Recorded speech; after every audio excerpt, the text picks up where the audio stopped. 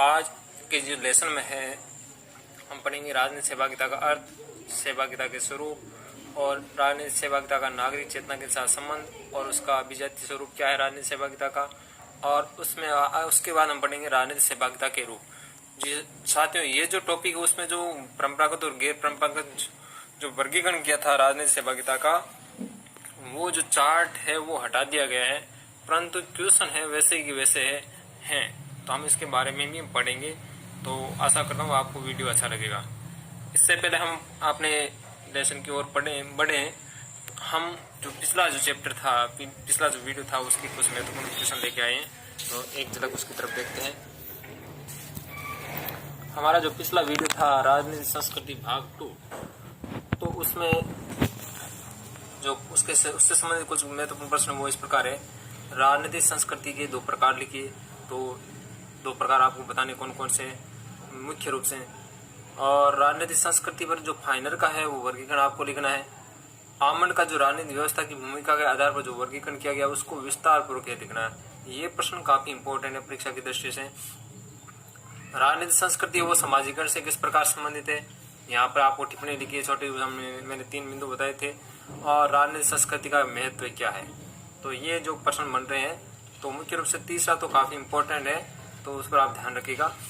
अब हम चलते हैं अपने मुख्य लेसन की ओर। तो दोस्तों, हम आगे अपने मुख्य लेसन की ओर हम देखते हैं सबसे पहले राजनीतिक सहभागिता का अर्थ। तो राजनीतिक सहभागिता का अर्थ जब हम समझें तो 2 शब्दों से बना, राजनीतिक और सहभागिता। तो उससे पहले हम देखते हैं सहभागिता का अर्थ क्या था। आप अपने मन में विचार कीजिए, सहभागिता का अर्थ होता है क्या। तो दोस्तों, मैं आपको बताना चाहूंगा सहभागिता सबसे स्पष्ट है। सहभागिता यानी साथ साथ भाग लेना, यानी किसी कार्य में है एक साथ मिलजुल कर भाग लेना या कार्य करना, उसको हम सहभागिता कहते हैं। और अगर राजनीतिक कार्यों में भी है, आम लोग हैं या नागरिक है, वो शासन के साथ, सरकार के साथ मिलजुल कर काम करे, उनमें शासन के कार्यों में रुचि दे, शासन के जितने भी क्रियाकलाप है उनमें भाग ले, तो उसको हम क्या कहेंगे, राजनीतिक सहभागिता कहेंगे। तो हम देखते हैं राजनीतिक सहभागिता से क्या तात्पर्य है। राजनीतिक सहभागिता से तात्पर्य है कि जन साधारण की जो राजनीतिक व्यवस्था की जो विभिन्न स्तर हैं, चाहे केंद्रीय स्तर हो या राज्य स्तर का हो या जिला स्तर, पंचायत स्तर या ग्राम स्तर हो, जो भी कोई से स्तर हो, वहां पर प्रत्यक्ष या अप्रत्यक्ष रूप से संपूर्ण भागीदारी हो, यानी डायरेक्ट भागीदारी हो या इनडायरेक्ट भागीदारी हो, परंतु भागीदारी हो, उसको हम राजनीतिक सहभागिता कहते हैं। या हम कह सकते हैं कि शासन प्रणाली में लोगों की अधिक से अधिक भागीदारी ही राजनीतिक सहभागिता कहलाती है। यानी सरकार के साथ हमारी कितनी भागीदारी है, हम सरकार के कार्यों में कितने रुचि ले रहे हैं, शासन निर्माण में हम कितनी रुचि ले रहे हैं, हम मतदान में कितनी रुचि ले रहे हैं, या हम चुनाव लड़ने में कितनी रुचि ले रहे हैं, या राजनीतिक क्रियाकलाप है, रैलियां हैं या चुनावी सभा है या चुनावी कार्यक्रम में टीवी पर जो चुनावी जो डिबेट होती है उन पर हम कितना भाग लेते हैं, कितना इंटरेस्ट लेते हैं, उस पर अपनी क्या राय रखते हैं, वो सभी राजनीतिक सहभागिता के अंतर्गत ही आती है। अब हम देखते हैं आगे राजनीतिक सहभागिता के स्वरूप क्या है। तो 2 स्वरूप की बात की गई है। तो ये थोड़ा सा निरस टॉपिक है यहाँ पर, तो मैंने इसको स्किप किया है। वैसे परीक्षा की दृष्टि से ज्यादा इम्पोर्टेंट नहीं है।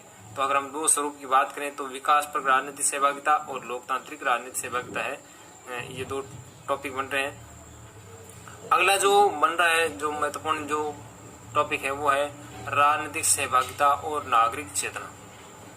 राजनीतिक सहभागिता का नागरिक चेतना के साथ क्या संबंध है। इस लेसन में हम बात भी करेंगे कि कौन सा है टॉपिक यहाँ से सिलेबस के अंतर्गत हटाया गया है, तो आगे हम बात करेंगे। तो उससे पहले हम पढ़ते हैं राजनीतिक सहभागिता और नागरिक चेतना। तो जाहिर सी बात है, नागरिक चेतना का अर्थ क्या होता है। यहाँ हम देखें नागरिक चेतना, नागरिकों की चेतना यानी नागरिकों की समझ, यानी नागरिक है शासन प्रक्रिया में कितनी रुचि लेते हैं, या हम बात करते हैं उनका जो शैक्षिक स्तर है या उनकी विचारधारा पृष्ठभूमि है किस प्रकार की है, वो चेतना जिसको हम बुद्धि भी कह सकते हैं, तो वो कितने जागरूक हैं, हम ये जागरूकता भी कह सकते हैं। तो नागरिकों की जागरूकता कितनी है, तो जितनी ज्यादा चेतना होगी या जितनी ज्यादा जागरूकता होगी वो उतना ही राजनीतिक सहभागिता में भाग लेंगे।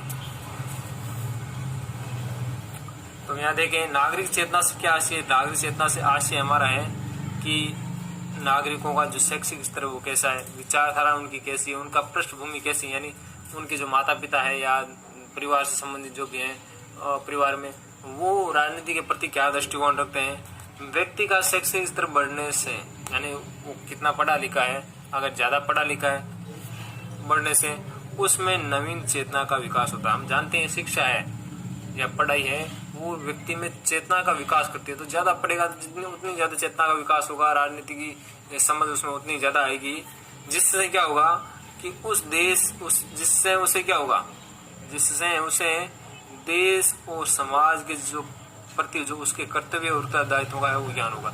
शिक्षा से हमें तो ये पता चलता है कि हमारे समाज के प्रति क्या कर्तव्य है या हमारे देश के प्रति क्या कर्तव्य है। इस बात का निर्धारण है, इस बात का अभिज्ञान है हमें शिक्षा से ही तो होता है। तो जिन देशों का जो साक्षरता स्तर है उच्च है, ज्यादा है, वहां के नागरिकों की जो राजनीतिक सहभागिता का स्तर भी उतना ही अधिक व्यापक है। हम बात करते हैं नॉर्वे है, स्विट्जरलैंड है, ये थाईलैंड है, तो उन देशों का है जो शैक्षिक स्तर है वो काफी ऊंचा है। इंग्लैंड है, अमेरिका है, तो शैक्षिक स्तर ऊंचा होने के कारण वो लोग है राजनीतिक सहभागिता में यानी राजनीतिक क्रियाकलापों में भी बहुत ज्यादा रुचि लेते हैं। तो हम कह सकते हैं कि नागरिकों की जो शिक्षा का स्तर, साक्षरता का स्तर ज्यादा ऊंचा है, तो वहाँ की सहभागिता का स्तर भी उतना ही अधिक व्यापक होगा। और अगर हम बात करें एक दूसरा बिंदु लेकर चलें कि छोटे अगर देश हैं, जिन देशों का आकार या क्षेत्रफल छोटा है, वहाँ के नागरिकों का वहाँ के जनप्रतिनिधियों से सीधा संपर्क रहता है। यानी एक बात करें प्रत्यक्ष लोकतंत्र जैसी व्यवस्था रहती है। जैसे स्विट्जरलैंड है, काफी छोटा देश है, हमारा राजस्थान से भी छोटा है क्षेत्रफल में और जनसंख्या में भी, तो वहाँ के लोग डायरेक्ट शासन में इन्वॉल्वमेंट होते हैं। प्रत्यक्ष लोकतंत्र की स्थापना है वहाँ पर, आगे हम पढ़ेंगे इसी चैप्टर में। तो देश का आकार छोटा है, जनसंख्या छोटी है, तो वहाँ के नागरिक हैं वो सीधे ही जनप्रतिनिधि से मिल जाते हैं और उनके पास समय भी मिल जाता है। परंतु अगर हम बात करें कि जहाँ क्षेत्रफल ज्यादा है और जनसंख्या भी ज्यादा है, तो वहाँ के जनप्रतिनिधियों से सभी नागरिकों का है वो मुलाकात नहीं हो पाती। हम कई बार मिलने जाते हैं, वो मिल नहीं पाते हैं, या हमें जो टाइम दिया होता है उसके दौरान मुलाकात नहीं हो पाती है क्योंकि भीड़ काफी रहती है। तो जो जनप्रतिनिधि है और नागरिकों के बीच में जो सीधा मिलाप भी नहीं हो पाता है। यही कारण है कि एशिया और अफ्रीका के देशों की बजाय यूरोपीय देशों में नागरिकों में अधिक राजनीतिक सहभागिता पाई जाती है। दो कारण हो गए यहाँ पर। एक तो वहाँ का शैक्षिक स्तर, वहाँ की विचारधारा पृष्ठभूमि है वो उच्च स्तर की है। दूसरा कि वहाँ के जो देशों का जो क्षेत्रफल है या जनसंख्या है वो काफी छोटे आकार के हैं, जनसंख्या में भी क्षेत्रफल के आधार पर, जिससे वहाँ के जो लोग हैं वो डायरेक्ट है वो जनप्रतिनिधि से मिल लेते हैं। अगर हमारे यहाँ बात करें कि हम जैसे जोधपुर डिस्ट्रिक्ट में मैं रहता हूँ, अभी पोस्टेड हूँ, तो वहाँ के अगर किसी MP से अगर हमें मिलना हो तो MP से मिलने के लिए 200 किलोमीटर है या हमें चलकर जाना पड़ता है। इतना लंबा चौड़ा है तो क्षेत्र है, तो 200 किलोमीटर दूर अगर बैठा कोई व्यक्ति है वो जनप्रतिनिधि से मिलने की अगर बात आशा करता है तो एक बार तो वो टाल ही देता है कि 200 किलोमीटर कौन जाएगा। तो ये बात भी वहाँ डिपेंड करती है कि लोगों की चेतना है वो क्षेत्रफल के आकार पर या देश के क्षेत्रफल के आकार पर भी डिपेंड करती है। तो आशा करता हूँ आपको ये समझ में आया होगा। तो सीधी सी बात आपने को यही ध्यान रखनी है कि नागरिक चेतना राजनीतिक सेवा से कैसे संबंधित है कि लोगों में अगर नागरिकों में नागरिक चेतना ज्यादा होगी, शिक्षा का स्तर ज्यादा है, उनका विचारधारा पृष्ठभूमि अगर उच्च स्तर की है, तो वो राजनीतिक क्षेत्र में उतने ही या राजनीतिक क्रियाकलापों में उतनी ही अधिक भागीदारी निभाएंगे। आगे हम देखते हैं राजनीतिक सहभागिता का अभिजात। तो अभिजातीय वर्ग से आशय क्या, हमने पिछले पार्ट में जो शक्ति वाला पार्ट था उसमें हमने पढ़ा था अभिजन वर्ग। तो अभिजन वर्ग कह दो या अभिजातीय वर्ग कह दो एक ही बात है।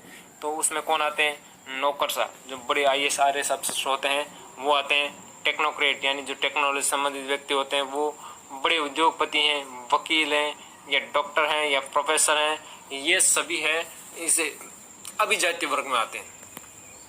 हमने पढ़ा था जो शक्ति का वर्ग प्रभुत्व का सिद्धांत पढ़ा था, उसमें अभिजन लोगों का जो प्रभुत्व था उसके बारे में पढ़ा था। वो आपको यहाँ ध्यान रखना है, थोड़ा सा दिमाग में रखो, वो काफी अच्छा समझ में आएगा।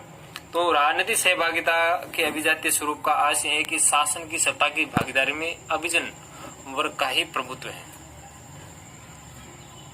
यानी जो अभिजन लोग हैं, यानी ये जो हमने यहाँ जो बात उदाहरण देखे हैं, इन लोगों का ही शासन की सत्ता में भागीदारी ज्यादा है, अन्यों की भागीदारी बहुत ही कम है। जो आम जनता है, या जिसको हम राजनीतिक संस्कृति में हमने पढ़ा था जन संस्कृति, अभिजन संस्कृति, तो जन साधारण है वो, उनकी सहभागिता बहुत कम है, और जो अभिजन लोग हैं उनकी सहभागिता है वो राजनीति में बहुत ज्यादा है। कैसे हम देखते हैं, सर्वप्रथम जनता की सहभागिता की बात करें तो जनता की सहभागिता केवल इतनी है कि वो मात्र जनप्रतिनिधि चुने। 5 साल बाद में हम क्या करते हैं, अपने जनप्रतिनिधि चुनते हैं, तो हमारी सहभागिता इतनी रहती है। उसके बाद में हम भूल जाते हैं कि सरकार, हमारा जनप्रतिनिधि क्या कर रहा है, हमारे प्रति, हमारे लिए कोई विकास कार्य कर रहा है या नहीं कर रहा है, हमारे लिए कोई प्रयास कर रहा है या नहीं कर रहा, तो वो हम भूल जाते हैं। हम ये देखते हैं कि 5 साल हमने वोट दिया, जीत गया, तो काम नहीं कर रहा है, अगली बार हम वोट नहीं देंगे। तो हमारी सहभागिता मात्र इतनी है, हम ज्यादा इन्वॉल्वमेंट हमारी जनता की नहीं है। आगे हम बात करें जनप्रतिनिधियों की, तो जनप्रतिनिधियों की राजनीतिक सहभागिता की बात करें तो वे केवल संख्या बल के आधार पर केवल सरकार निर्माण तक ही सीमित है। जो भी जनप्रतिनिधि चुनेंगे वो, उसका काम क्या होगा, सरकार का निर्माण करना। जबकि जो सत्ता की जो वास्तविक चाबी है, या सत्ता की जो वास्तविक बात करें शक्ति है, वो किनके पास होती है?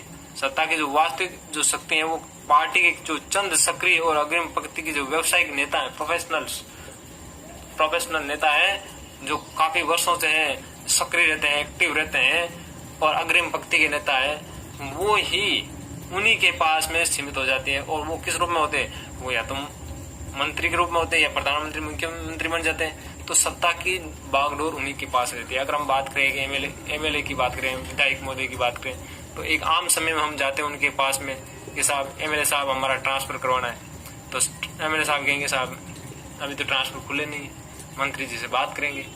शासन में वो भाग ले रहे हैं, सरकार बनाने में एमएलए साहब का भी उतना ही योगदान है जितना कि मंत्री जी का। फिर भी जब वो बात आती है कार्य करवाने की, तो सीधा वो काम किनके पास जाना पड़ता है कि मंत्री जी के पास जाना पड़ेगा। मंत्री जी ट्रांसफर खोलेंगे तभी ट्रांसफर होगा, अन्यथा ट्रांसफर नहीं होगा। तो इस प्रकार हम देखते हैं कि जो सत्ता की जो वास्तविक जो शक्ति है वो पार्टी के चंद नेताओं के पास में रह जाती है। अब मंत्रियों की सहभागिता की बात करें तो मंत्रियों की सहभागिता क्या है? तो मंत्री हैं, जितने भी बड़े बड़े मंत्री हैं, तो वो हम जानते हैं कि वो राजनीतिक क्षेत्र में बड़े एक्टिव हैं, बड़े अच्छे भाषण देते होंगे, परंतु वो न तो आर्थिक क्षेत्र के जानकार होते हैं, नहीं वैज्ञानिक क्षेत्र में जानकार होते हैं, या तकनीकी मामलों में जानकार होते हैं। तो न तो आर्थिक, वैज्ञानिक और तकनीकी मामले या अन्य जो भी मामले हैं वो उनमें विशेषज्ञ नहीं होते हैं, उनमें वो विशेषज्ञ नहीं होते। इस कारण वो क्या करते हैं, केवल सतही काम करते हैं, केवल डिसीजन लेते हैं, बाकी सारा काम है वो उन्हीं लोगों को करना पड़ता है।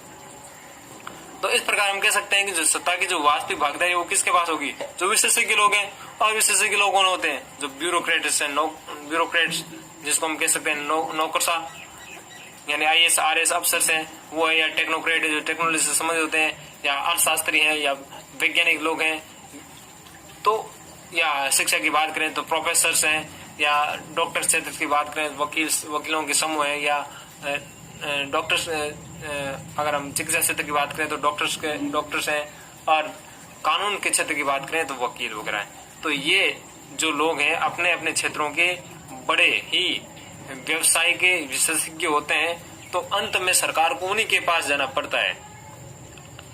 सबसे पहले तो सरकार अपने ब्यूरोक्रेट के पास जाएगी, अपने जो नौकर साहब उनके पास जाएगी, तो नौकर साहब वो भी अपने क्षेत्र के विशेषज्ञ होते हैं। अगर उनसे काम बन जाता है तो ठीक है, और उनसे काम नहीं बनता है तो भी सरकार है जो प्राइवेट जो विशेषज्ञ होते हैं अपने क्षेत्र में उनसे भी संपर्क करती है।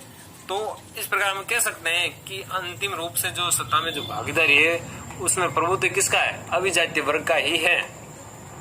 तो इस प्रकार स्पष्ट है कि आधुनिक जो लोकतांत्रिक शासन प्रणाली है उसमें जनसाधारण की सहभागिता अत्यंत सीमित है, जबकि अभिजन वर्ग का जो राजनीति में सहभागिता में है वो पूर्णतः बोला बाला है, यानी अभिजन वर्ग ही राजनीतिक सहभागिता में 95% तक इन्वॉल्वमेंट है। तो राजनीतिक सहभागिता के स्वरूप में हम देखें, सबसे पहले आता है सामुदायिक गतिविधि। तो इसके अंतर्गत समुदाय के सदस्य किसी सामूहिक उद्देश्य की पूर्ति के लिए मिलकर काम करते हैं। कि हमारा कोई समुदाय है, जैसे हम कह सकते हैं हमारा जाट समुदाय है, या हमारा विष्णु समुदाय है, राजपूत समुदाय है, ब्राह्मण समुदाय है। तो सभी तरह के जो समुदाय है उसके जो सदस्य होते हैं वो आपस में क्या करते हैं, मिलकर काम करते हैं। किसी भी समुदाय को ले लो, वो उस समुदाय के हित संबंधी कोई बात आएगी तो वो सभी क्या करेंगे, मिलकर काम करेंगे। तो उसको हम कहेंगे सामुदायिक गतिविधि कहते हैं। तो इस गतिविधियों में क्या होता है, जैसे कोई विरोध प्रदर्शन करना हो तो एक अकेला व्यक्ति कोई विरोध प्रदर्शन नहीं कर सकता, उसके लिए समूह होना जरूरी है। जुलूस निकालना है, हड़ताल करना है या धरना प्रदर्शन करना है, उसके लिए समूह की आवश्यकता होती है। और जो समूह में रहकर ये गतिविधि करते हैं उसको हम क्या कहेंगे, सामुदायिक गतिविधि। दूसरा जो राजनीतिक सहभागिता का जो स्वरूप है वो है सरकार और नागरिकों के बीच में परस्पर क्रिया। सरकार और नागरिकों के बीच में परस्पर क्रिया, तो ये एक दो तरफा गतिविधि है जिसमें एक पक्ष क्रिया करता है तो दूसरा पक्ष उसका प्रत्युत्तर करता है। एक पक्ष क्या करता है, क्रिया करता है, यानी एक पक्ष जो कोई भी एक्शन लेगा तो दूसरा पक्ष है उसका जवाब देगा। कि मान लियो ये लोगों ने धरना प्रदर्शन किया तो ये क्रिया होगी, तो धरना प्रदर्शन से सरकार प्रभावित होगी और फिर उसका प्रत्युत्तर में अपना प्रतिनिधि वहां भेजेगी और उनसे बात करेगी, तो ये प्रत्युत्तर हो गया। तो यहाँ दोनों दो तरफा, यानी कोई भी पक्ष है वो प्रक्रिया स्टार्ट कर सकता है। ऐसा नहीं है कि केवल नागरिक ही पहल करे, सरकार नहीं करे, सरकार पहल नहीं कर सकती। तो इस प्रकार जो राजनीतिक सहभागिता उसमें नागरिक भी पहल कर सकते हैं और सरकार भी पहल कर सकती है। पहल दोनों तरफ से हो सकती है। अगर नागरिकों को पता पहले चल जाए कि सरकार इस मामले में काम नहीं कर रही है तो वो विरोध प्रदर्शन करके या डिमांड मांग करके वो पहल कर सकते हैं, सरकार से मिलकर बात कर सकते हैं, विरोध प्रदर्शन कर सकते हैं, अपना डेलीगेट्स भेजकर भी बात कर सकते हैं। अगर सरकार को अगर पहले मालूम चल जाए कि इस मामले पर है आगे गतिरोध होने की संभावना है इससे आगे अगर कोई अव्यवस्था हो, उससे पहले हम कोई ना कोई इस कानून के द्वारा, विधेयक के द्वारा या अन्य तरीके के द्वारा उसको सुलझा ले, तो सरकार खुद पहल करके भी है उसको हल कर सकती है। तो इस प्रकार हम देख सकते हैं जो राजनीतिक सहभागिता है वो दो प्रकार के स्वरूप हैं, वो दो तरह के हो सकते हैं। कि एक तो सामूहिक गतिविधि जिसमें बहुत सारे लोग मिलकर है वो भाग लेते हैं, और दूसरी है कि सरकार और नागरिकों के बीच में जो परस्पर क्रिया है, तो ये दो तरफा है। अब आगे हम देखते हैं राजनीतिक सहभागिता के जो विविध स्वरूप है। तो ये जो चार्ट वर्गीकरण है वो सिलेबस से हटा लिया गया है, परंतु जो प्रश्न उत्तर में है वैसा का वैसा बना हुआ है, तो हमें यहाँ से पढ़ना भी पड़ेगा, क्योंकि चार्ट वर्गीकरण क्वेश्चन में आया हुआ है। और नहीं पढ़े तो भी चलेगा, पढ़े तो भी चलेगा। तो एक बार तो सीधी सी जाहिर है कि यहाँ से प्रश्न है वो परीक्षा में नहीं आने वाला, भले ही प्रश्नोत्तर में दिया हो, क्योंकि यहाँ से जो सिलेबस से हटा लिया गया है तो सीधी बात है प्रश्नोत्तर परीक्षा में नहीं आने वाला। तो फिर भी हम देख लेते हैं आगे इसमें क्या है। मोटा मोटे तौर पर कि राजनीतिक सहभागिता के विभिन्न रूप है उनको दो भागों में बांटा गया है, परंपरागत राजनीतिक सहभागिता और गैर परंपरागत। और परंपरागत और गैर परंपरागत दोनों को आगे फिर नागरिक सहभागिता और राज्य सहभागिता में बांटा गया है। तो हम सबसे पहले देखते हैं परंपरागत राजनीतिक सहभागिता। तो उसमें हम देखें चार्ट द्वारा वर्गीकरण, आशा करता हूँ आपको अच्छा लगेगा। यहाँ देखते हैं परंपरागत राजनीतिक सहभागिता के दो वर्ग हो गए, नागरिक सहभागिता, राज्य सहभागिता। तो परंपरागत यानी सदियों से जो चल रहा है, नागरिक क्या गतिविधि करते हैं सहभागिता के लिए और राज्य क्या गतिविधियां करता है, वो सदियों से जो है आम बोलचाल में हम कहते हैं कि ये नियमित रूप से ये काम होते हैं। लीग से हटकर लीग पर जो काम हो रहे हैं वो परंपरागत। तो इसमें जो नागरिक सहभागिता बात करें तो नागरिक है सरकार और जनप्रतिनिधि से संपर्क करती हैं, सीधी सी बात है। हम देखते हैं यहाँ पत्र या टेलीफोन, साक्षात्कार या संपादक के नाम पत्र लिखते हैं, हस्ताक्षर अभियान चलाकर भी है नागरिक लोग शासन प्रक्रिया में भाग लेने की कोशिश करते हैं। दबाव समूह की गतिविधियों के द्वारा अपने काम बनाने की बात करते हैं या कार्य करते हैं। राजनीतिक प्रचार अभियान में भाग लेते हैं, जो राजनीतिक पार्टियों जो प्रचार अभियान चलते हैं उनमें वो भाग लेते हैं। सार्वजनिक पद के लिए वो चुनाव लड़ते हैं या किसी प्रस्ताव को आरंभ कर सकते हैं, जिसको आरंभ कहते हैं। स्विट्जरलैंड में ये चलता है। प्रत्यावाहन यानी किसी नागरिक को वापस, किसी जनप्रतिनिधि, चुने हुए जनप्रतिनिधि को वापस बुलाना, ये नागरिक सहभागिता, ये सदियों से ये चलते आ रहे हैं। इसके अलावा हम बात करें कि राज्य सहभागिता यानी राज्य सदियों से क्या काम करता रहा है लोगों की सहभागिता प्राप्त करने के लिए, कि चुनावों का आयोजन करना। तो हर 5 साल बाद में या सरकार जैसे विघटित हो या संस्था जैसे विघटित हो तो चुनाव करवाया जाता है। सार्वजनिक सुनवाई की जाती है, इसके तहत सरकार में जो शामिल है, चाहे प्रधानमंत्री हो, मुख्यमंत्री हो या मंत्री हो या अफसर हो वो या जनप्रतिनिधि हो, वो सभी क्या करते हैं, दरबार लगाकर जनता की सुनवाई करते हैं। सलाहकार परिषदों का गठन किया जाता है। परिपर्चा मतलब जनता की राय ली जाती है।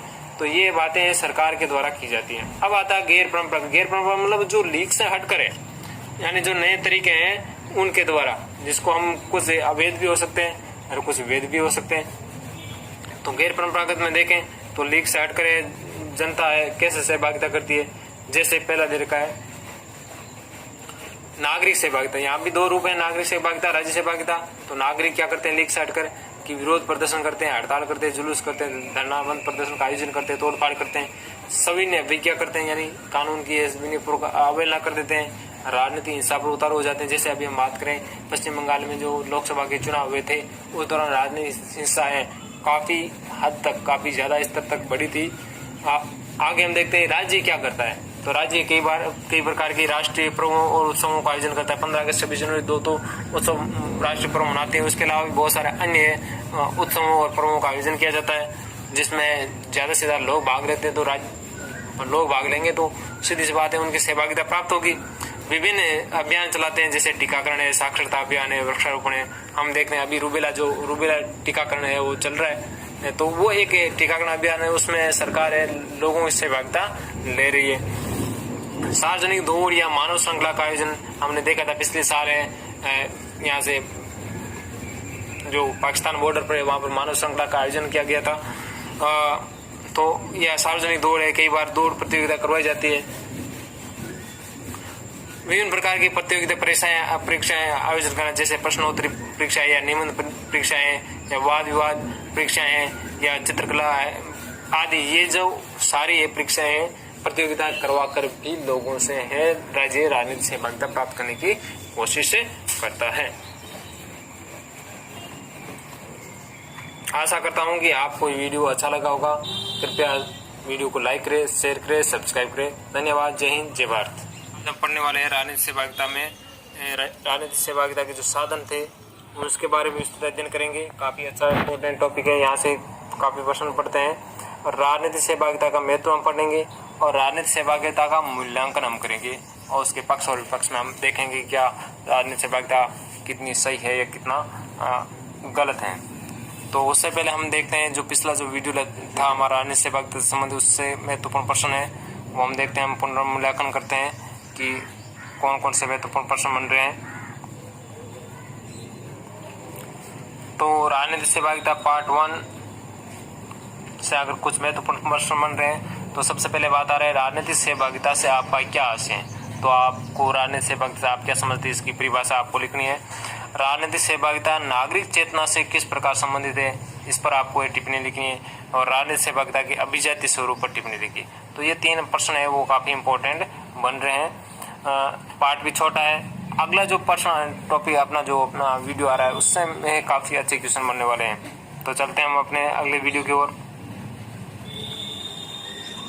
राजनीतिक सहभागिता के अभिकरण कह सकते हैं या साधन भी हम कह सकते हैं। तो सबसे पहले आता है दबाव समूह। ये यानी राजनीतिक सहभागी लोग राजनीति में भाग लेने के लिए बहुत सारे उपकरण या अभिकरण या साधन कह सकते हैं या तरीके कह सकते हैं उनका उपयोग करते हैं। तो उनमें सबसे पहले बात आ रही है दबाव समूह।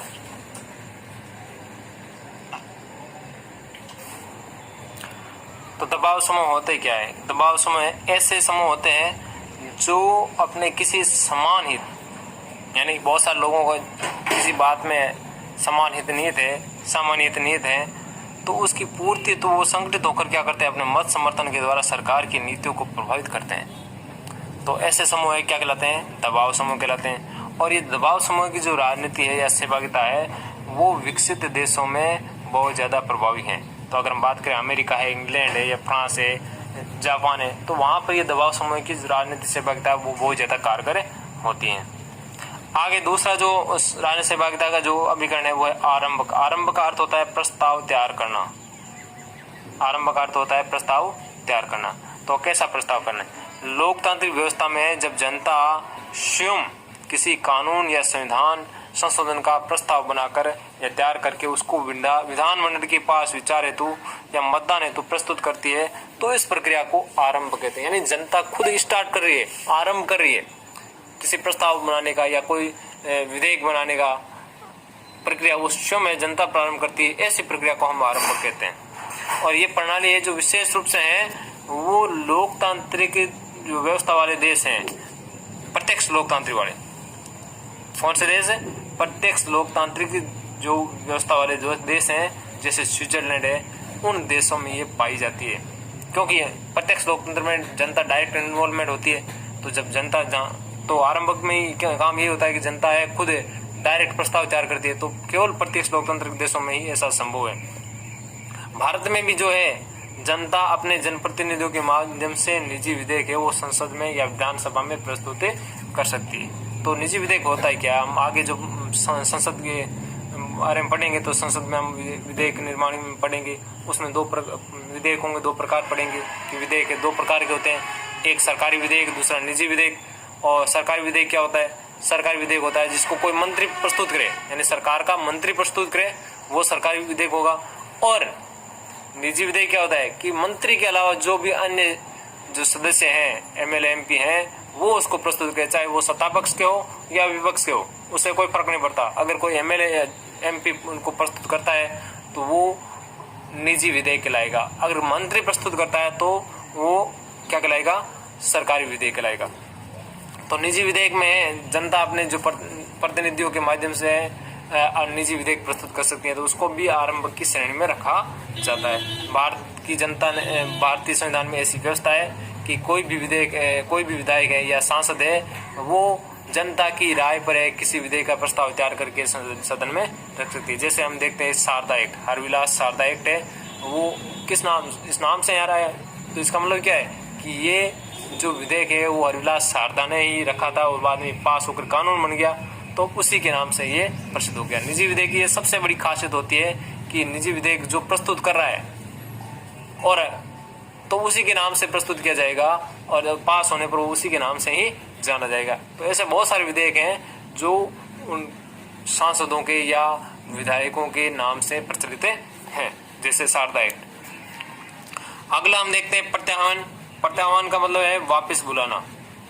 शाब्दिक अर्थ है चुने हुए जनप्रतिनिधियों को जनता द्वारा वापस बुलाना। जब क्या करते, जब जनप्रतिनिधि जनता की अपेक्षाओं पर खरा नहीं उतरता है, मतदाताओं की अपेक्षाओं पर खरा नहीं उतरता है, तो जनता उससे रुष्ट होकर उनको वापस बुलाने का अधिकार रखती है, उसको हम प्रत्याह्वान कहते हैं। तो जब जनता द्वारा निर्वाचित जनप्रतिनिधि मतदाताओं की अपेक्षाओं पर, यानी मतदाताओं की जो अपेक्षा थी उस पर खरा नहीं उतरता है, तो जनता एक प्रस्ताव तैयार करती है जिस पर निर्धारित संख्या में हस्ताक्षर जरूरी होते हैं। जनता एक प्रस्ताव तैयार करती है जिस पर निर्धारित संख्या में हस्ताक्षर जरूरी होते हैं, वो प्रस्तुत करके जनप्रतिनिधि को है कार्यकाल समाप्त होने से पूर्व ही हटा देती है। जनप्रतिनिधि को उसका 5 साल का जो कार्यकाल है या 6 साल का, 4 साल का जो भी कार्यकाल होता है, उस कार्यकाल को पूरा करने से पूर्व ही हटा देती है। तो इसके लिए क्या करती है, जनता एक विशेष प्रस्ताव तैयार करती है, उस पर हस्ताक्षर करती है या उस पर मतदान करती है, तो उसके द्वारा ये प्रत्याह्वान की प्रक्रिया की जाती है। और ये जो प्रत्याह्वान की प्रक्रिया है वो लोकतांत्रिक देशों में ही जो प्रत्यक्ष लोकतांत्रिक देश हैं वहाँ ज़्यादा प्रचलित है, जैसे स्विट्जरलैंड। आगे हम देखते हैं जन सुनवाई। तो जन सुनवाई तो के बारे में आपने काफ़ी सुना होगा। तो जब जनप्रतिनिधि है जिसमें हम बात कर सकते हैं, मुख्यमंत्री भी आ सकता है, मंत्री भी आ सकता है, जो जनप्रतिनिधि चुने गए हमारे एमएलए एमपी है या बात करें पंचायत समिति सदस्य या जिला परिषद सदस्य, वो सभी इसी के अंतर्गत आते हैं। या अफसर जिसको सरकार कह सकते हैं या नौकरशाह कह सकते हैं, जनता की विभिन्न समस्याओं को अभियान चलाकर एक अभियान चलाती हैं और अभियान चलाकर जनता के सामने प्रस्तुत होती हैं, जनता के समक्ष जाकर सुनती है, जनता उनके सामने आ जाती है, तो उससे ऐसी सुनवाई को हम क्या कहेंगे, जन सुनवाई कहेंगे। तो लोकतांत्रिक व्यवस्था में अगर हम देखें तो मुख्यमंत्री है, मंत्री है, जनप्रतिनिधि है, अफसर है आदि अभियान चलाकर या दरबार लगाकर जन सुनवाई का काम करते हैं। हम देखते हैं कि कई बार हम देखते हैं मुख्यमंत्री जी है, फलाना दिवस है, वो जन सुनवाई करते हैं, तो उस दिन आप कोई भी व्यक्ति है जो निर्धारित समय उसमें जाकर वहाँ से मुख्यमंत्री जी से अपनी समस्या, मुख्यमंत्री जी के सामने अपनी समस्या रख सकते हैं। या मंत्री है, विधायक हैं, वो भी जन सुनवाई का काम करते हैं, तो उनके सामने अपनी समस्या का रख सकते हैं समाधान के लिए। इसके अलावा हमने देखा था कि जो पूर्ववर्ती यही सरकार थी, अशोक गहलोत की सरकार थी, वो तो उसमें हमने देखा प्रशासन गाँव के संग जो अभियान चला गया था और उसी तर्ज पर आगे प्रशासन शहरों के संग अभियान चलाया गया, तो वो भी जन सुनवाई के महत्वपूर्ण उदाहरण है। आगे आता अगला जो बिंदु है वो है सलाहकार परिषद। सलाहकार परिषद क्या होती है कि सरकार किसी विशेष मुद्दे पर टेक्निकल या आर्थिक या वैज्ञानिक जो विशेषज्ञ से जुड़ा हुआ हो उस पर राय मांगने के लिए क्या करती है, कुछ विशिष्ट लोगों से सलाह लेती है, उनका एक मंडल गठित कर देती है, उनकी समिति गठित करके उनसे विचार मांगती है, उनकी सलाह मांगती है, उसको हम सलाहकार परिषद कहते हैं। तो हम देखते हैं कि सरकार अपने विभागों से, विभिन्न विभागों से जुड़े कार्यों के विशेष पक्षों पर, जब सरकार के जो नौकरशाह अफसर हैं, बात में IAS RS हैं, अफसर हैं, वो उन विशेष पक्षों पर है कुछ कर नहीं पाते हैं या टेक्निकल पेश अड़ जाता है, तो उस स्थिति में सरकार विशेषज्ञ लोगों से सलाह लेती है। तो कुछ गणमान्य या विशेष योग्यता वाले जो नागरिक होते हैं, जैसे अर्थशास्त्री हैं, वैज्ञानिक प्रवृत्ति के लोग, या शिक्षा शास्त्री हैं, या टेक्नोक्रेट्स हैं, तो उन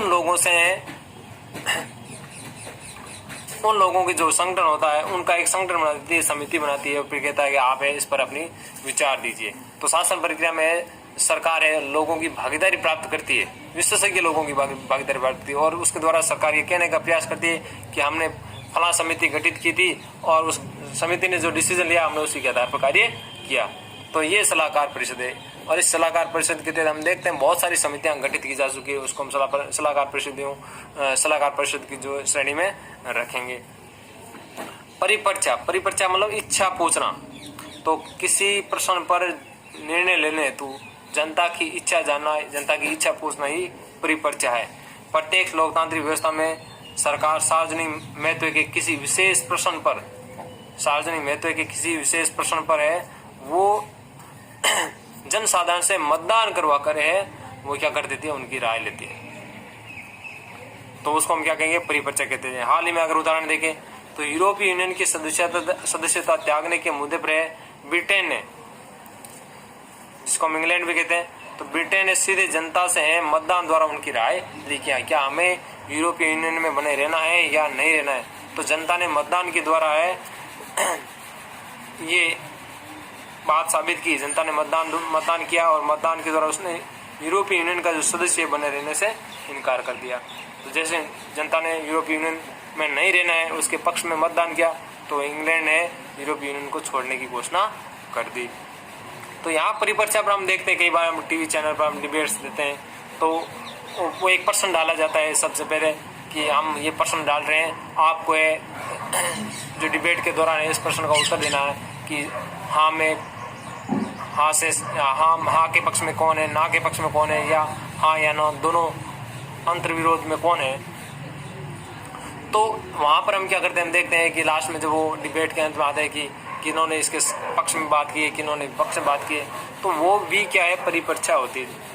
टीवी चैनल पर भी हमारी इच्छा पूछी जाती है किसी विशेष डिबेट पर, तो उसको हम परिपर्चा की श्रेणी में रखेंगे। और सार्वजनिक राजनीति की बात करें, राजनीति परिपर्चा की बात करें, तो राजनीति परिपर्चा में सीधी बात है कि सरकार है वो जनता की राय ले, तो जनता की राय लेती है। जैसे वर्तमान में शिक्षा नीति का जो ड्राफ्ट तैयार किया गया केंद्र सरकार का, और केंद्र सरकार ने कहा कि जल्दी हम शिक्षा नीति है वो नई शिक्षा नीति ला रहे हैं, तो उस ड्राफ्ट पर आम लोगों से है या विशेषज्ञ लोगों से है राय मांगी गई कि आप 31 जुलाई तक है वो अपनी राय दे, ताकि नई शिक्षा नीति की घोषणा की जा सके। तो ये भी क्या है, परिपर्चा का उदाहरण है। तो इसके लिए सरकार गजट नोटिफिकेशन निकाल कर कोई विशेष मुद्दा है जनता के समक्ष रख देती है और जनता के विचार जानना चाहती है, तो उसको हम परिपर्चा की श्रेणी में रखेंगे। आगे आता है सविनय अवज्ञा। तो सविनय अवज्ञा हम देखें तो सविनय अवज्ञा क्या है, यानी किसी अन्यायपूर्ण कानून का, यानी जो कानून अन्यायपूर्ण हो, जनता के साथ न्याय नहीं कर रहा हो, जनता का शोषण कर रहा हो, ऐसे कानून का आम आदमी है वो जानबूझकर या खुले तौर पर उल्लंघन करते हैं, तो उसको हम सविनय अवज्ञा कहते हैं। तो ये भी राजनीतिक सहभागिता का उपकरण है कि हमें ऐसे कानूनों को बिल्कुल नहीं मानना चाहिए। जैसे अभी टोल टैक्स वाला बात चलता है सड़क पर, तो लोगों ने टोल टैक्स देने से मना कर दिया कि हम टोल टैक्स नहीं देंगे, किसान लोग हैं वो टोल टैक्स नहीं देंगे। तो उसके आधार पर जो सरकार ने भी ये फैसला कर लिया, जो राज्य स्तर के जो टोल टैक्स थे स्टेट हाईवे के, उन पर वो टैक्स बंद कर दिया। नेशनल हाईवे पर तो लगता है, कई बार है नेशनल हाईवे पर लोग टोल टैक्स देने से मना कर देते हैं, उपद्रव करते रहते हैं, तो वो सविनय अवज्ञा की श्रेणी में आता है। सॉरी, ये सविनय अवज्ञा नहीं है, वो राजनीतिक तोड़फाड़ या बात कर सकते हैं, ये धरना प्रदर्शन है या विरोध प्रदर्शन उस श्रेणी में सविनय अवज्ञा में ये नहीं आता है। आगे हम बात करें राजनीतिक प्रतिहिंसा। राजनीतिक प्रतिहिंसा के हम देखते हैं कि प्राय जनता क्या करती है, विरोध प्रदर्शन करती है या उग्र प्रदर्शन करती है या तोड़ फोड़ आदि के माध्यम से सार्वजनिक संपत्ति को नुकसान पहुंचाती है, तो इसे राजनीतिक प्रतिहिंसा कहा जाता है।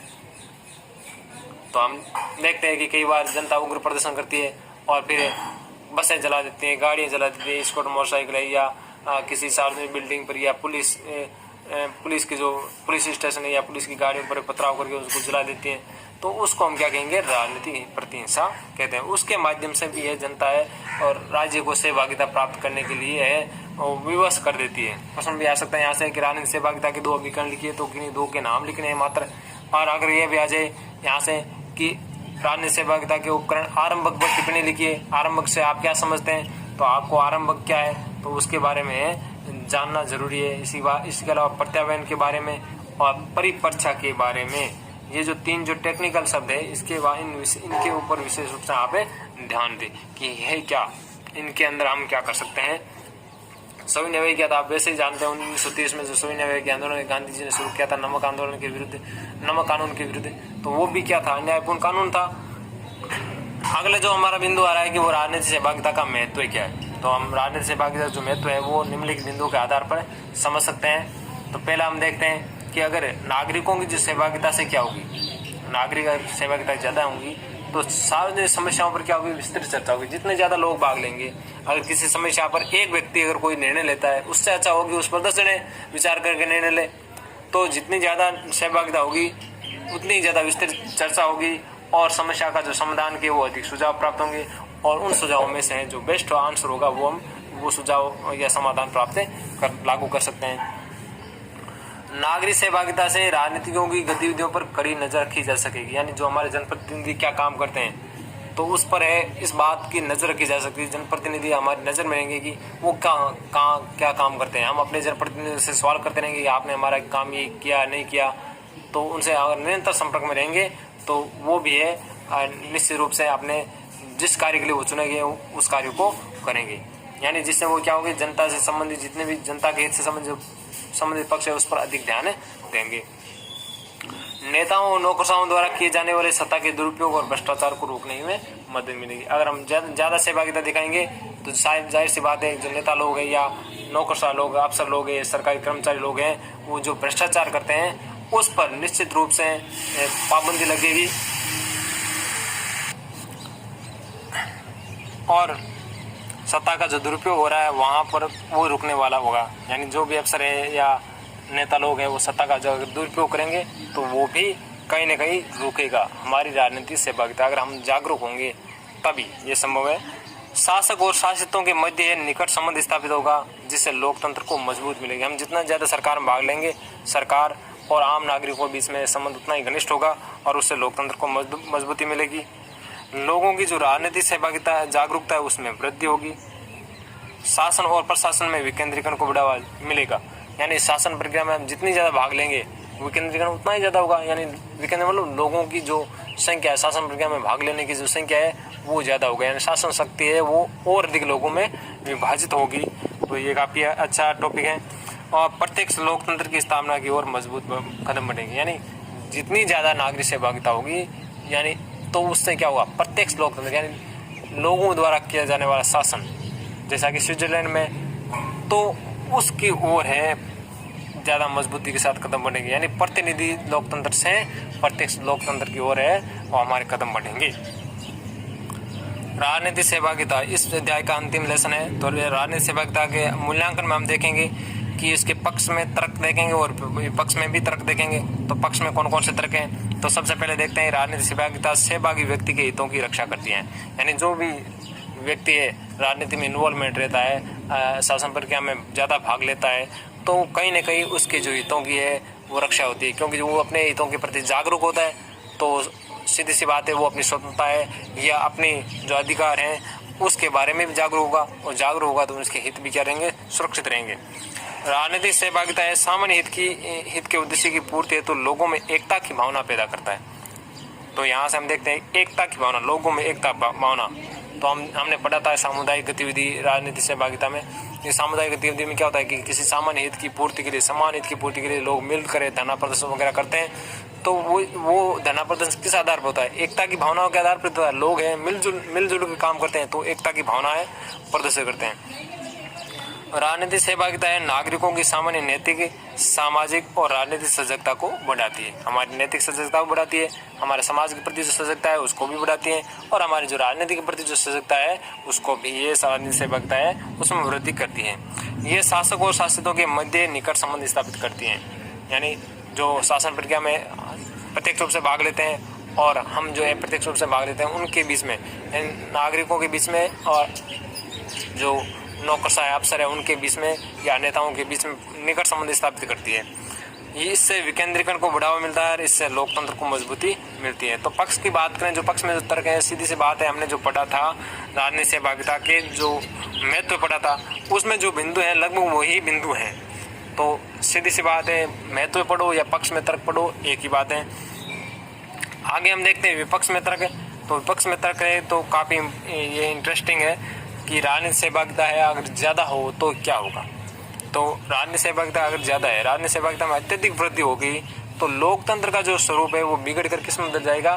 भीड़ तंत्र, जिसको हम प्रजातंत्र कहते हैं। तो पॉलिटी है ये बिगड़ कर किस में आ जाएगी? डेमोक्रेसी में आ जाएगी। यानी पॉलिटी लोकतंत्र है वो भीड़ तंत्र में बदल जाएगा, जिससे कई तरह की समस्याएं उत्पन्न हो सकती है। क्योंकि वहाँ पर बहुत सारे व्यक्ति है वो शासन प्रक्रिया में होकर अपनी अपनी बात रखेंगे, पक्ष रखेंगे, तो अनेक तरह की समस्या सामने आने वाली है। तो देखते हैं कौन कौन सी समस्या आती है कि जो सार्वजनिक नीतियां हैं या निर्णय है या कार्यक्रमों के प्रभावी परिणाम हैं, उनके सार्वजनिक नीति, निर्णय और कार्यक्रमों के जो प्रभावी परिणाम है उनको आने में काफ़ी समय लगता है। जो सरकारी नीति होती है वो दीर्घकालीन होती है और उस नीति का रिजल्ट है वो आने में समय लगता है, परंतु आम नागरिक है वो धैर्यपूर्वक इंतजार नहीं कर सकता कि सरकार ने जो काम किया, आज शुरू किया है, उसका प्रभाव है वो थोड़े दिनों में सामने आए। ऐसी अपेक्षा सभी रखते हैं, परंतु ऐसा नहीं होता है। जैसे नोटबंदी की थी मोदी सरकार ने, तो नोटबंदी से लोगों ऐसा लगा कि तत्काल है वो काला धन है वो बाहर था वो अंदर आने वाला है, वापस आने वाला है। तो ऐसा संभव नहीं कि नोटबंदी का प्रभाव वो आगे जाकर दीर्घकालिक प्रभाव पड़ेगा। तो ये अगर जनता उसमें ये कहेगी जैसा नोटबंदी है तत्काल प्रभाव होना चाहिए, ये काला धन था वो बाहर गया था, वो सारा वो जो नोटबंदी का समय सीमा थी उसमें अंदर आ जाना चाहिए था। तो वो है उस बात पर आम जनता है धैर्यपूर्वक इंतजार नहीं कर सकती। ऐसे हम बात करें, एक उदाहरण ले कि कोई बच्चा है कमज़ोर है, तो वो उसका किसी अच्छे से विद्यालय में एडमिशन करा दिया जाता है। उसके जो टीचर्स हैं या के विद्यालय प्रशासन है उसके अभिभावक को ये विश्वास दिलाती है कि हम आपके बच्चे को है बहुत अच्छा पढ़ाएंगे, आपका रिजल्ट है बहुत शीघ्र इसको मिलने वाला है। तो महीना भर पढ़ा, 15-20 दिन महीना भर पढ़ा, बच्चे में वो इम्प्रूवमेंट वो दिखा नहीं, तो गार्जियंस आकर फिर विद्यालय प्रशासन आकर बात करेंगे आपने तो कहा ना कि इसमें इम्प्रूवमेंट आएगा, ये लिख नहीं रहा है, ये पढ़ नहीं रहा है, इम्प्रूवमेंट कहाँ आया। तो कुछ बातें ऐसी होती हैं जिसको इम्प्रूवमेंट दिखाने में है समय लगता है। तो आम जो नागरिक है वो धैर्यपूर्वक इंतजार नहीं कर पाते हैं। ये राजनीतिक सहभागिता का है, यहाँ पर एक विपक्ष में तर्क है। राजनीतिक सहभागिता भले ही दिखने में सामान्य लगे परंतु अपनी प्रकृति से क्या होती है? जटिल होती हैं। अतः आम नागरिकों द्वारा इन समस्याओं का आंकलन नहीं होता है कि हम सभी क्या हम बैठे बैठे कहते हैं कि प्रधानमंत्री को तो ये डिसीजन लेना चाहिए था, मुख्यमंत्री को ये डिसीजन लेना चाहिए, उसको ये करना चाहिए था, वो करना चाहिए था, परंतु वो नहीं करते हैं। तो हमारे मन में झुंझलाहट आती है, अगर मैं प्रधानमंत्री होता तो मैं ऐसा कर देता, मैं मुख्यमंत्री होता या मंत्री होता तो मैं ऐसा कर देता, उस अफसर को वहाँ लगा देता, मैं अफसर होता ये, या मैं IAS होता, RS होता या कलेक्टर होता, मैं ये काम कर देता। तो यहाँ बैठकर सोचना अलग बात है, परंतु वो जो जिन बातों पर वो विचार करते हैं, समस्याओं पर जो एक्शन लेते हैं, तो वो समस्याएं अपनी प्रकृति से बहुत जटिल होती है, उन पर निर्णय लेना आसान नहीं होता है। तो आम नागरिक है उनका है आंकलन सही तरीके से नहीं कर पाते हैं। तो अगर हम एक सामान्य उदाहरण लें कि हम अपने परिवार की समस्याओं का भी है वो सही निस्तारण नहीं कर पाते हैं। हमारे परिवार की जो आपस में भाइयों की जो लड़ाई होती है उसको भी हम नहीं सुलझा सकते हैं आम नागरिक के रूप में, तो बात करें देश की जो राजनीतिक समस्या है उसको हम कैसे सुलझाएंगे। तो जितनी ज़्यादा राजनीतिक सहभागिता होगी वहाँ पर आम नागरिक है जो ज़्यादा इन्वॉल्वमेंट होंगे तो उन समस्याओं का है वो आंकलन सही नहीं कर पाएंगे, फिर उसमें ज़्यादा किचकिच होगी, तो उससे राजनीतिक सहभागिता है बढ़ने की बजाय ज़्यादा बिगड़ेगी। अत्यधिक राजनीतिक सहभागिता से नागरिकों के सुझाव, शिकायतों और विवादों का अंबार लग जाएगा। ज़्यादा नागरिक सहभागिता होगी तो नागरिकों को ज़्यादा सुझाव आएंगे, ज़्यादा शिकायतें आएंगी, ज़्यादा विवाद आएंगे, सामने आएंगे, तो उन सभी का है विशेषज्ञों द्वारा अध्ययन किया जाना संभव नहीं होगा, क्योंकि विशेषज्ञ कम मात्रा में होते हैं तो सुझाव है, शिकायतें वो ज़्यादा मात्रा में आएगी, तो उनका है अध्ययन है विशेषज्ञों द्वारा संभव नहीं हो पाएगा। अंतिम देखें चौथा कि जब आम जनता की समस्याओं, सुझावों, शिकायतों पर उचित ध्यान नहीं दिया जाएगा तो जनता है वो क्या कहेगी कि सरकार हमारी सुनती नहीं है। तो हमने सरकार को सुझाव दिया, समर्थन दिया, वो हमारे नहीं सुन रही है, तो जनता है वो भीड़ के रूप में एकत्रित होकर अनियंत्रित हो जाएगी। फिर क्या करेगी, नारेबाजी करेगी, जो उसमें रैली निकालेगी, हड़ताल करेगी, प्रदर्शन करेंगे, तोड़फाड़ करेंगे, तो इस प्रकार है सार्वजनिक हितों को नुकसान पहुंचेगा। तो ये राजनीतिक व्यवस्था सहभागिता विपक्ष में तर्क है। फिर भी इतने तर्क होने के बावजूद फिर भी हम कह सकते हैं कि राजनीतिक सहभागिता होनी जरूरी है। तो यहाँ से एक बात निकल के आ रही है कि राजनीतिक सहभागिता एक निश्चित सीमा तक बढ़नी चाहिए, अन्यथा ये शासन प्रशासन में सहयोग की बजाय असहयोग करने लगेगी। तो निश्चित रूप से राजनीतिक सहभागिता एक स्तर तक होनी चाहिए, परंतु वो स्तर है हमारे देश में अभी भी नहीं है। जिस स्तर का होना चाहिए वो अभी नहीं है, उसके लिए हमें काफ़ी प्रयास करना होगा। हमें अपनी शिक्षा का स्तर बढ़ाना होगा, हमें अपनी जो नागरिक चेतना है, अधिकारों के प्रति जागरूकता है, स्वतंत्रता के प्रति जागरूकता है, संविधान के प्रति जागरूकता है, कानून के प्रति जागरूकता है, वो बढ़ानी होगी। हमारे जो जनप्रतिनिधि है, नेता है या अफसर हैं, उनके साथ हमें अपने संवाद बनाने होंगे ताकि वो लोग हमारे प्रति जो उनके दायित्व हैं उनका सही तरीके से निर्वहन कर सके। आशा करता हूँ आपको ये वीडियो अच्छा लगेगा। धन्यवाद। जय हिंद, जय भारत।